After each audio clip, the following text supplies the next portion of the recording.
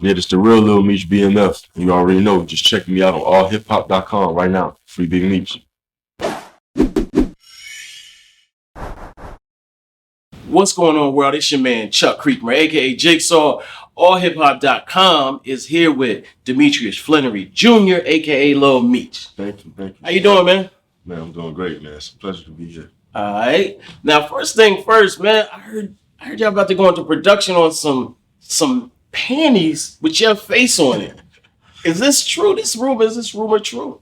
Yeah, my manager, he's a, jack of all trades. He got a huge imagination, so he took, that into perspective once the ladies, started showing us that they'll do anything for us. They'll buy anything that we sell. Yeah. Why not make something that they'll wear? Yeah, no doubt. Now, who's your manager, first of all? My manager is Rockett. Rockett, the legend, the man, the myth. Yes, sir. Those that know. Rockett's a real one. Yes, sir. Yeah, so that leads me to ask you, how do you feel like this success has come really fast for you? You've been in the entertainment game for a minute, but it seems like everything, like the stars aligned around this show, BMF. Yeah, man. I feel like, it was destiny. Like me and my dad always had long talks, always talked about different things, but we never talked about his childhood and how he grew up. And that's, I think, the difference between like this and just, our regular talks, because now it was different. I had to learn him for his childhood. I had to learn what steps he made when he was that young to become a man, to become the choices that he made, to become who he is now. So it was different. 50 seen me, and the first thing he thought in his head was I could play my dad. Right. And he believed in me. He took me from Miami, where I grew up and was born and raised, and put me in LA, made me do acting classes. Didn't make me, but told me he was gonna put me in acting classes for a year and a half. And if I took it serious, that was me. If I didn't, I didn't. Right. But he knew I was gonna take it serious. He knew I wanted it, and that's what he respected, I think, about me the most, because he know I didn't play around with it at all, and I put blood, sweat, and tears into it. But it was definitely different, just because I never acted before ever in my life. Never knew what acting was. I love movies, but I never knew what an actor had to go through or has to go through to get what we see. Yeah. So it was different. Started acting classes and learning the foundation of acting and seeing what actor and actress really has to go through. So it was different, and it was a once in a lifetime opportunity. So I couldn't let it pass me by. Yeah. Now, how hard? First of all, what's your relationship like with 50? Like in terms of his role in your life, because you're still really young. You know what I mean? But he came along, I guess, when you were more a teenager. Yeah, pretty much. It was only like 2.5, 3 years ago. Right. I feel like it was like 2 years ago. Mm-hmm. Because I'm 21 now. I was about 19, and this is when he first had a casting in Atlanta, just to let people know he was doing a BMF show. Mm-hmm. That's the first day I ever met him. And he looked at me and called me the next morning, gave me his number, called me the next morning, 7 o'clock in the morning, woke me up and was like, "Hey man, you gonna play with daddy? I'm gonna put you in acting class. Yeah.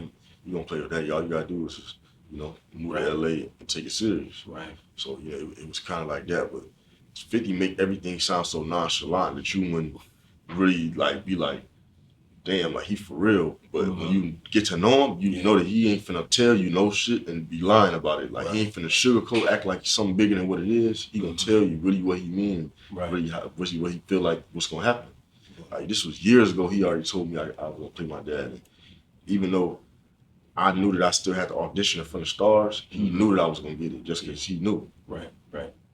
How was it growing up, with your dad and then without him, in terms of physically? It was different. I was too young to understand what he was doing, and I was obviously knew that I had a cool ass dad. I was going everywhere with him, and then one day my mom came out home and told me that he was going to work for a long time. Yeah. Which ended up I found out about later in the years by my friends at school that my dad was a known drug dealer, big drug dealer that got locked away. So I didn't understand until I really went to go visit him in prison for the first time. My mom took me probably after a year he got locked up, and I actually got to see him face to face behind a wall. And then that's when it hit me, and I understood. Like even though I was still young, I was probably like, even though I was still young, I was probably like 8 or 9 years old. That was the first time I seen my dad behind a wall, and it hit me then. Like, Yeah. How's he holding up, and how does he see what's going through with you now? I feel like the only regret, he tells me this all the time, the only regret he has is missing my childhood. You know, he obviously regrets, what he did because he want to be here with me and my family. But, now I feel like he just waiting until they open the doors because he know he gonna be good now. We legit, we got business set up. We just waiting for him to come home. Yeah, that's what's up. I see you wearing the chain real heavy, representing. Yep. How like, so when me and Rockett talk, we reminisce on those days because we were all running around. Like I wasn't in the streets or anything, but I was in the industry, the music industry. Right. And BMF was heavy in that as well. Are you representing that in any way now? Like what's your position right now with regard to the legacy? My position is to show the world, like, what me and Rockett want to do now is to show the world how this is not no gang, this is not no negative drug dealers. We are legit business. We're trying to work with all different works of life. We got a film business, we have athletes, we have rappers, singers. So now it's just to expand our company, into like a G unit, like a 50, and 50 is our really, me and Rockett's mentor, helps us every step of the way to where we, because he know where we want to go at. We want to be as big as G unit one day, So now it's just, making sure we got all the pieces together and to show people that we real legit company. So my dad could come home, he could take over, and we could teach him and show him the way. Wow. So you're gonna be teaching your dad when he gets home how to acclimate himself to now, as well as run, right. Apply his business acumen to. Right. Just a game, 50 gave me and Rockett, my manager, just a game that he gave us, we can get him my dad. And like he gave us a game that's priceless that, that he don't just give regular people. So right. It's different now, and we see the long, in the bigger picture, the long one now. Yeah, that's tight. Now you are you still rapping? Are you still an artist? No, I'm not really working with the music no more just because I don't feel like it's for me. I feel like acting is really for me once I got on set. Once I really got into my scenes and really understood what I was doing, I knew that this was for me, film is for me. Rapping was fun, but it ain't something like I feel like that's what I want to do for the rest of my life. You were good though. You were pretty good. Yeah. You just weren't feeling it. Was that something your dad pushed you to? Nah, it was something I pushed myself to, and my friends were just telling me I should try. I really just didn't like the process of rapping, like being in the studio, thinking about what I'm gonna say. Acting, once I read the lines and know what I'm talking about and know what I gotta do, it's fun for me. Like I'll be waiting to do it, I'll be wanting to do it, wanting people to see what's gonna come out of me, So it's just different, everybody different, everybody, got the things of what they like and doing what they don't like to do. So I feel like, acting is more for me, more than music. Okay. So you're on Euphoria a little bit. Can you just talk just generally about the experience of working on that show? Yeah, it was an amazing experience. I really probably can't say exactly what my part is, but it was an amazing experience because I got to work with Zendaya, Hunter Schafer, and people will get to see a whole different side of Meech. It's not the same Meech. That's why I tell you. Yeah. It's definitely a whole different side. Yeah, because I was going to ask you, I was talking to somebody and they were like, I haven't started watching BMF. It's, the same old show. And then I was like, does he worry about getting typecast in the same type of role? Does that concern you at all, or? Not really, just because, that's something we're aware of. Like, this will, me, 50, and Rockett always talk about people. Some people look at BMF and think that, I can only play my dad, I only can play a gangster. But we know, because that's what made me love what he did so much. Like, because he really put me in acting classes to learn how to be a lawyer or a doctor or a football. It could be anybody. He wasn't just teaching me how to be my dad. Right. Because if I did, I wouldn't know how to do nothing else but be my dad, So it was great that I learned that way to how I learned because the classes taught me to be a feather in the wind. I could do anything, play anybody. Right. How have you gotten to know your dad through this show, this role? How true to reality is it? Does he say, it was kind of like that, or, not so much? It was definitely like that, just, some of the stuff is obviously what do you call it? Made for TV. Made for TV. Yeah. Of course, because can't show everything, but Right.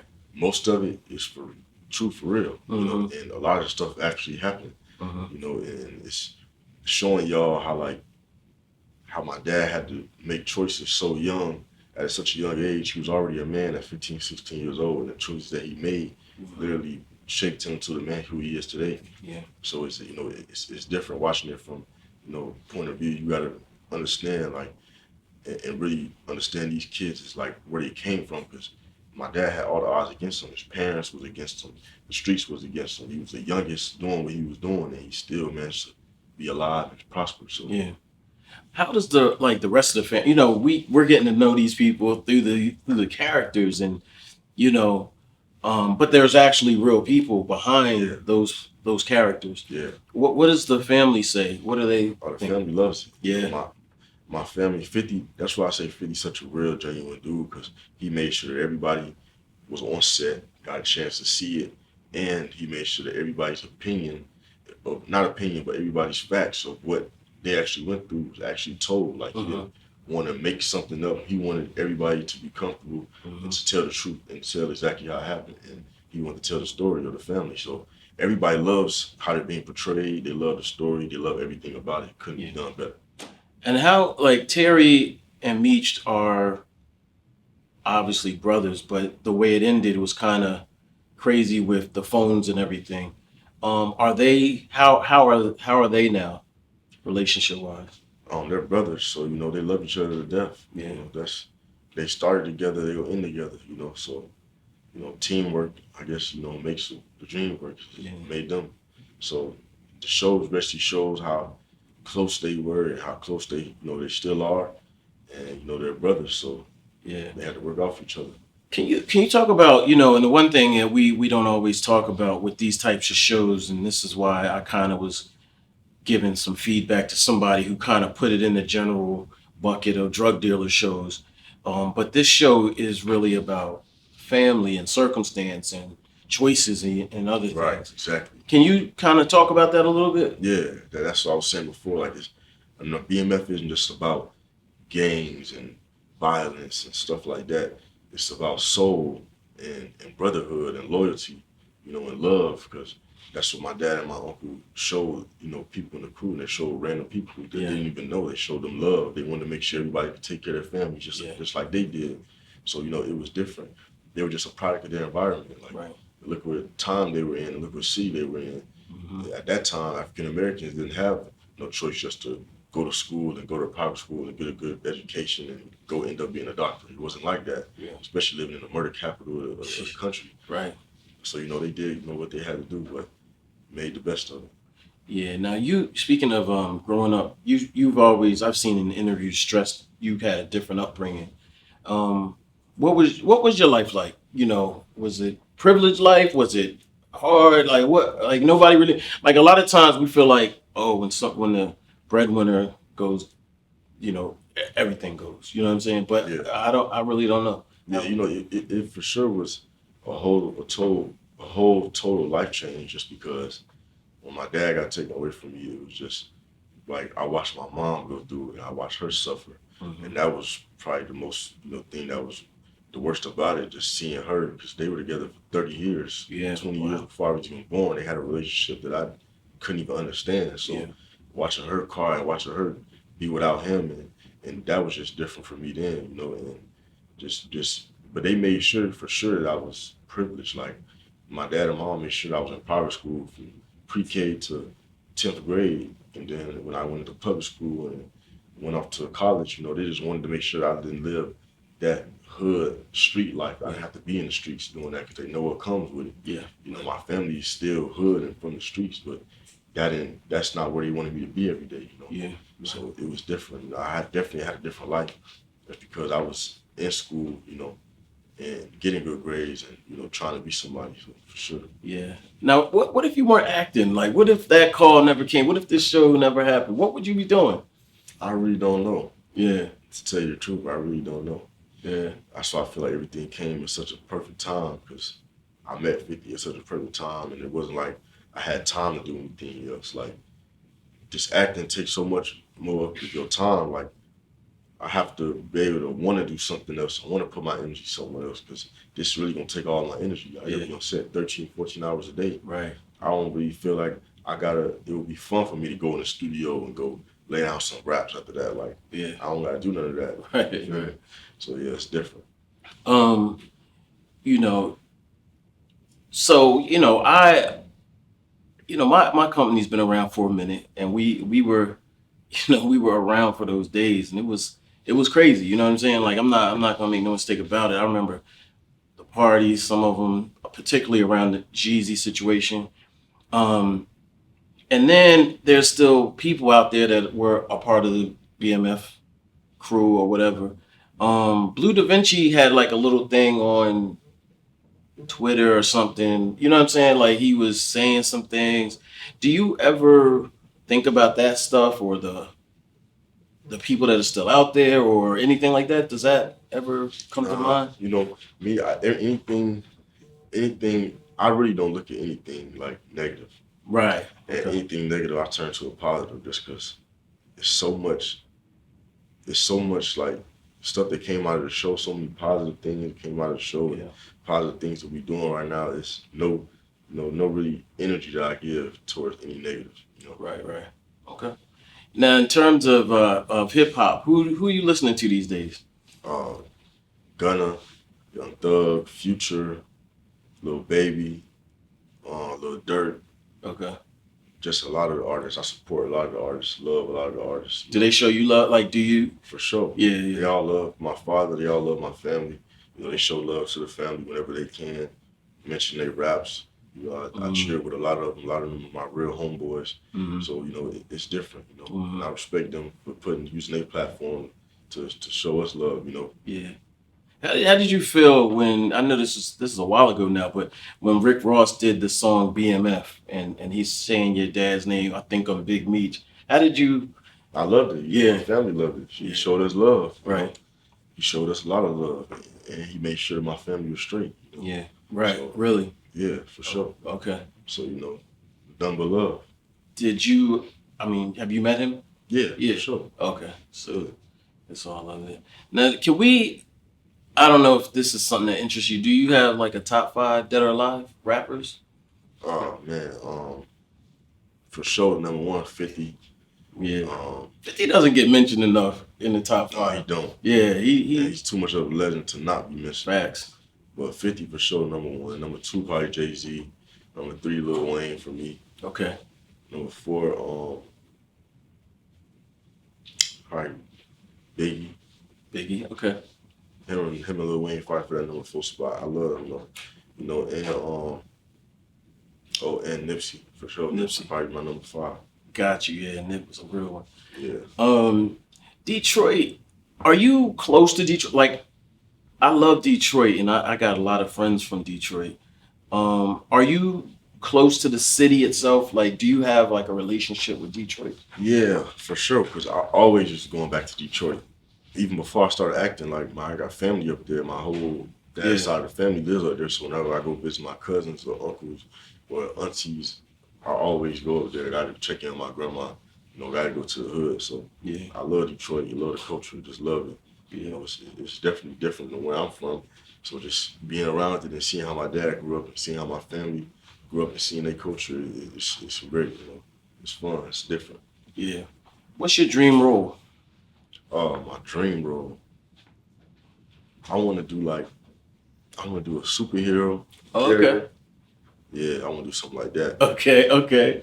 Oh man, now you got comic book head. You know what I mean? So like we gotta maybe you could be Miles Morales. He was Spider-Man. Man. Yo, cause Childish Gambino was gonna be that. Yeah. But now I'm thinking you still, he's older now, so he didn't make it That'd happen. be hard. My dream is to be in Marvel, man. Marvel. That's a dream, and that's anybody's dream, but that's definitely my dream for sure. Okay, we're gonna have to work on that. Yeah, definitely. Or were you into comics or comic book culture at all, or was that? Growing up in my childhood, for sure, I used to watch all the Marvel movies and look at all the Marvel comics and everything, especially in school. Yeah. But now of course I still watch the movies. Yeah. We definitely got to get you in there. You know, we need more authenticity in the market. The last three been a little shaky. So. Right, exactly. Yeah, for sure. Yeah. Shout out to Marvel though. I love Marvel. Yeah, I love it too. Yeah. So what other things are you working on nowadays? I'm really right now. I just finished a movie with MGK and Megan Fox. Okay. A little short film that should be coming out in a few months. I told you I did HBO Max, Zendaya, and I got a couple other things I'm working on right now. Okay. Yeah, a couple other things. How's the camaraderie? You know, the people on the set seem really close on BMF. Like, is that the case? What's my man's name? The British dude who plays Lamar. Yeah, Lamar. Kofi, you said how are they on set? Yeah. Oh man, they're amazing. Like, yeah. If you guys seen Kofi in person, you would not even believe it's him. Right. Just because he's in nothing like what you see on screen. Like right. The real Kofi, like he's a real down to earth, cool, like funny, and his whole accent is he has a London accent. Right. It sounds nothing like how he sounds with BMF. It'll freak y'all out. Like for real. Like he know how to turn it on and off. That's what makes him such a genius. Right. Because he can talk like he's from London and he could talk like he's from here and you wouldn't even know. I couldn't believe it when I saw it on Instagram or something. I was like, whoa, hold up. I said, whoa. I was like thrown off. And then I reposted it and then everybody went crazy because it was just like he's really good too. Oh, he's amazing. And they trying to say he's the new Omar, but I think Omar from The Wire is still got that crown right now. You know what I'm saying? But he close. Yeah. Maybe in a couple more seasons we'll have to see if it, pans out. Yeah. Yeah. Speaking of which, the Future of Bmf, like the show, how far are we, thinking this is gonna go? Man, hopefully 10 seasons. Yeah. That's what I'm hoping. I'm hoping it can go stretch it out as long as it can. Yeah. Like some Sopranos, cause right. It's really the Black Sopranos. Yeah. That's crazy. Cause then, people start looking at beyond the family, and then you start including other people and stuff like that. Like you might get Jeezy in there, like somebody like that. Like right. Jeezy could co-sign it too. Right. You never know. Yeah. So we may have a whole BMF universe or something crazy. 50 is a genius, man. You never know what he might do or who he might want to bring on. That man brought Eminem on BMF. Like that's legendary. That man Eminem don't come out for nobody. No, he don't. I mean, he's like the only artist we haven't interviewed at AllHipHop. He come out for 50 of them. Yeah, we gotta talk to 50 again. Yeah, for sure. Hey man, I appreciate your time. Is there anything else you wanted to tell people? Oh, no, just make sure you catch BMF the finale next week at 8:00, Eastern time, Pacific time. That's gonna be a finale, last episode. It's gonna be great. I can't wait to everybody see it. And thank you for watching season 1.